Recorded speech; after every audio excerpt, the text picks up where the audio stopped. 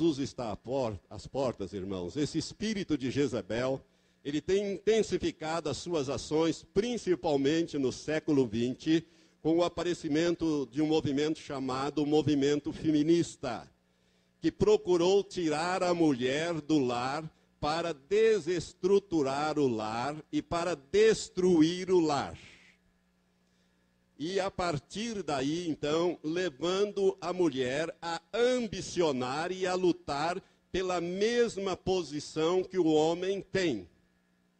Veja bem, Deus não criou desta maneira, mas o espírito de Jezabel tem levado a esta maneira de proceder.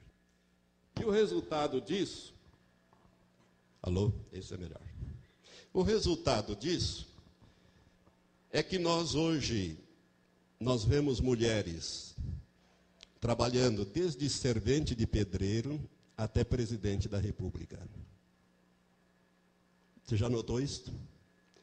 Desde servente de pedreiro, porque eu já vi reportagem de mulheres sendo treinadas para serem pedreiras, servente de pedreiro, pedreiras, e elas estão felizes porque estão trabalhando numa atividade masculina, até presidente da República, comandando povo, exército, economia, como é o caso, por exemplo, do Chile, da Argentina, da Alemanha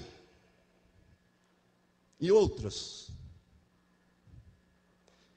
Então tirou a mulher do lar e fez a mulher ambicionar e lutar pela mesma posição do homem. E ao mesmo tempo, este espírito de Jezabel, ele tem colocado no coração das mulheres uma aversão pelo trabalho no lar. Um sentimento de frustração e de revolta no coração da mulher por realizar aquele trabalho do lar. Eu sei, nós sabemos que lavar louça todo dia cansa. E parece que ninguém dá o devido valor àquele trabalho. Então, o espírito de Jezabel começa a atuar na mente das pessoas, principalmente das mulheres. As mulheres são muito mais sensíveis ao espírito de Jezabel do que os homens, mas eles atuam também nos homens. Vai colocando, então, no coração da mulher, esse espírito de Jezabel, uma aversão pelo trabalho no lar, por cozinhar, por lavar, por passar, por cuidar de criança, etc, etc, né? E também um sentimento de frustração, de revolta, o que tem levado ao aumento de divórcios, o que tem levado ao aumento de abortos, porque muitas mulheres abortam porque não querem a maternidade, porque isso vai atrapalhar sua carreira, sua vida, ter que cuidar de criança, etc., preferem abortar. Se você não sabe, tem cerca de 5 milhões de abortos nos Estados Unidos por ano. E aqui no Brasil passa de 1 milhão. E muito desses abortos, desses divórcios, é um resultado direto da ação do espírito de Jezabel na mente e na vida das mulheres. Como também o lesbianismo. Elas preferem não se envolver com homens e com mulheres, exatamente para poder exercer esse espírito de Jezabel. Irmãos, isso é uma coisa terrível. E outros pecados abomináveis, como a rainha Jezabel e a Herodias, que não hesitou em oferecer, como eu já disse, a sua filha Salomé para o seu marido Herodes, a fim de obter a cabeça de João Batista, como acabou obtendo. Então, irmãos, esse espírito de Jezabel, ele está presente agora, com uma intensificação muito grande. Por isso, minhas amadas irmãs, olha aqui para mim. Amadas irmãs, preste atenção no que eu vou falar agora. Foi Deus quem disse, através do apóstolo Paulo, essas palavras. Deus disse assim: quero, porém, que saibais que Cristo é a cabeça de todo homem, o homem a cabeça da mulher e Deus a cabeça de Cristo. 1 Coríntios 11, 3. Vou repetir. Quero, porém, que saibais que Cristo é a cabeça de todo homem, seja ele cristão ou não cristão, Cristo é a cabeça de todo homem.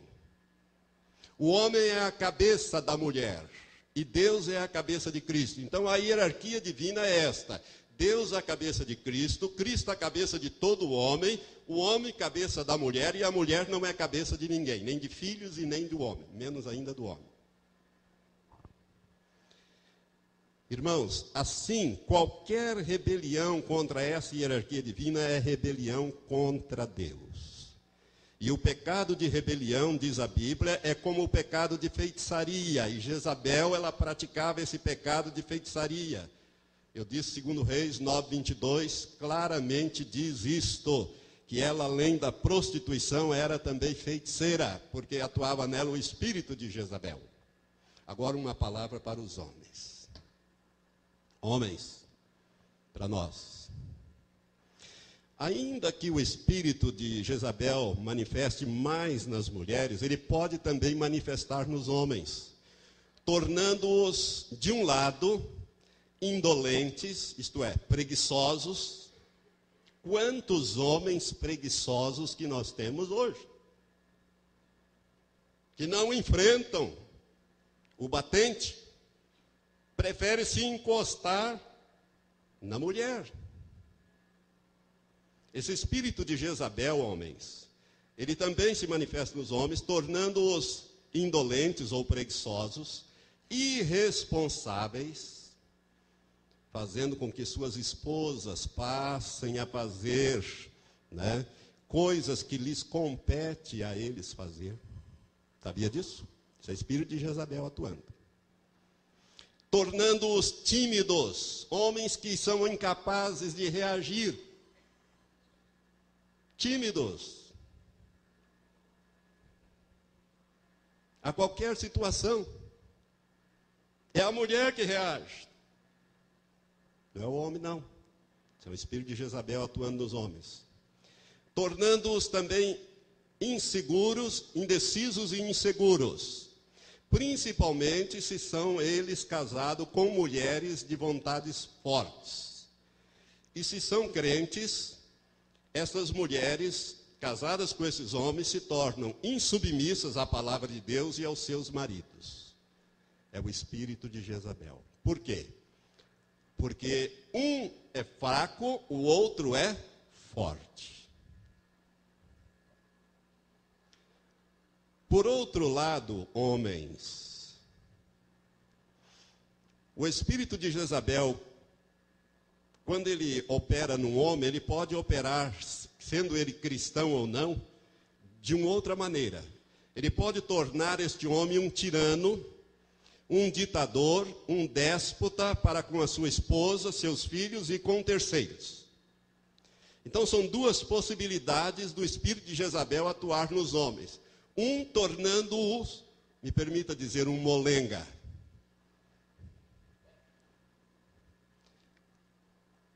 Um banana, me permita usar essa expressão também.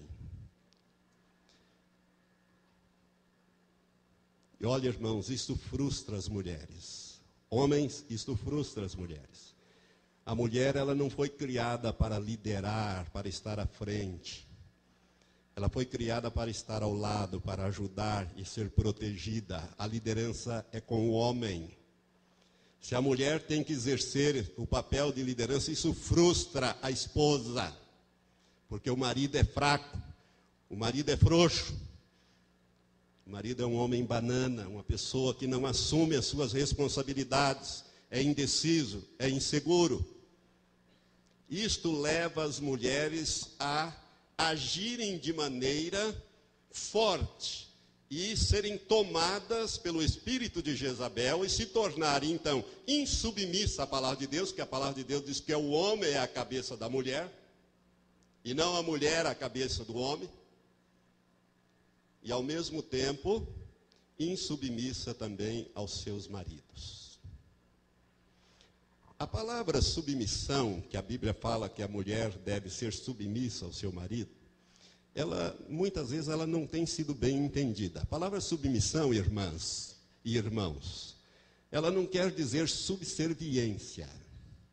Subserviente é aquela pessoa que é um capacho. É aquela